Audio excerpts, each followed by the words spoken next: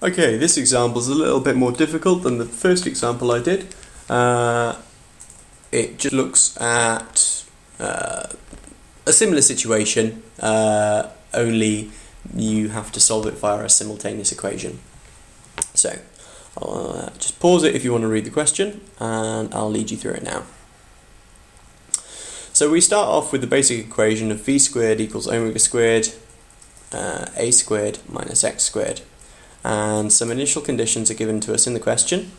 So if we input the initial conditions into the equation twice, then we end up with two simultaneous equations. So I'm going to call this one number 1, and this one, I'll go crazy, call it number 2. So if we do number 2 divided by number 1, then we get 36 divided by 9 is equal to omega squared a squared minus the two displacements.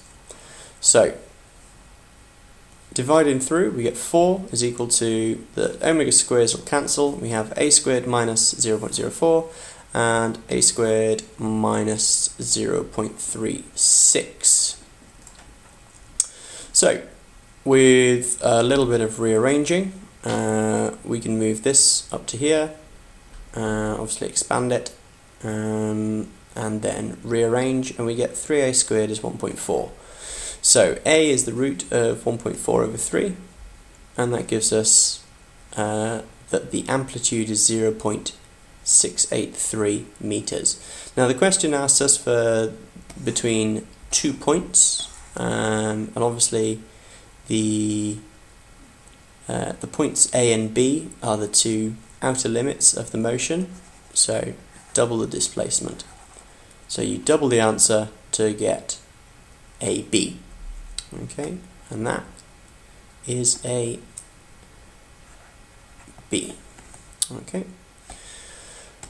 So the next part of the question asks us to find period, and the period, we use the same equation again, or we use one of the equations that we used earlier.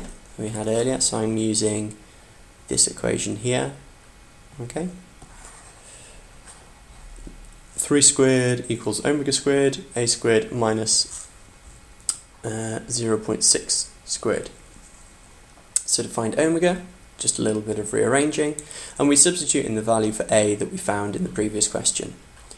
So doing that, I'm going to use this 1.4 over 3 as a value for a squared, because I found that in the last question anyway, just to make sure I don't have rounding errors. And so I get that omega squared is 9 over 0.106. When I do that, I actually calculate what that is. Omega squared is 84.9 and omega is 9.21. So that means that overall, because omega is 2 pi over t, it's quite an important equation, omega is 2 pi f or 2 pi over t, t is the period, you have 6.28 or 2 pi divided by 9.21, which gives us a period of 0.682 seconds. So I went through that quite quickly. So it might be worth you looking through that again if you didn't understand it. If you did, well done. Good job. Hope you've enjoyed.